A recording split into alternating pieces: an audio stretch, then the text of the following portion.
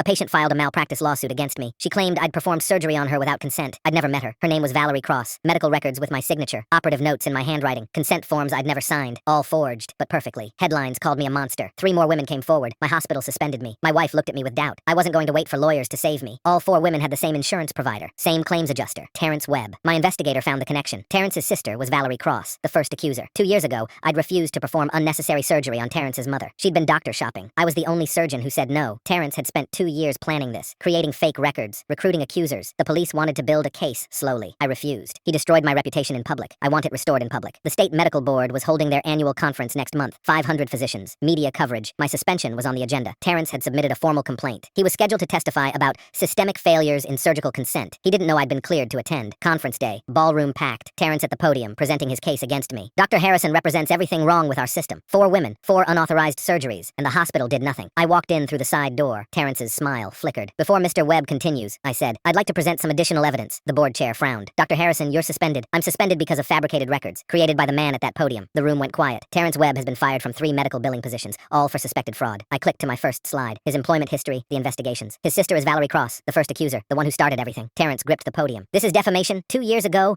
I refused to perform unnecessary surgery on your mother. She wanted a knee replacement. Her knee was fine. I clicked to the next slide. His mother's medical records. My notes explaining why surgery wasn't indicated. You've spent 2 years building fake evidence, recruiting women to lie, creating medical records I never wrote. Valerie Cross stood up in the audience. Terrence, what is he talking about? She didn't know I'd found the payments. You paid 4 women $10,000 each to file false claims. I displayed the bank transfers, including your own sister. Valerie's face went white. You said the records were real. You said he actually hurt those women. Valerie, shut up. You told me he was a monster, that we were helping people. The room erupted. 2 FBI agents stepped through the ballroom doors. Terrence Webb, you're under arrest for fraud, conspiracy, and falsifying medical records. Terrence tried to run. A physician blocked his path. A colleague who testified against me at the preliminary hearing. I believed you, the doctor said. I called for his license to be revoked. Terrence had nothing to say. They cuffed him at the podium, in front of 500 physicians, in front of the board that had suspended me, in front of the media covering the conference. Valerie broke down completely. I didn't know, she sobbed. He's my brother. I believed him. She'd been a victim too, manipulated by her own family. The prosecutors offered her immunity for testimony. As they walked Terrence past me, his mask dropped. You should have just done the surgery. My mother was in pain. I stepped closer. Your mother wanted drugs. I don't operate on healthy joints. That's not malpractice. That's medicine. I held up the fake records he'd created. You spent 2 years trying to destroy me because I told your mother no. I smiled. Now you get to spend 8 years thinking about what that word means. They dragged him out past 500 witnesses. The board chair found me afterward. Dr. Harrison, your suspension is lifted. Effective immediately. I nodded. I also want a public statement, sent to every hospital, every insurer, every medical journal that covered this story. He agreed. The statement ran in 12 publications. My reinstatement made more headlines than my suspension. Last week, a patient came in for a consultation. She'd seen the original accusations. I almost didn't come, she said. Then I read what really happened. She booked her surgery that day. Terrence wanted to end my career because I practiced good medicine. Instead, he proved why I'm the doctor patients can trust.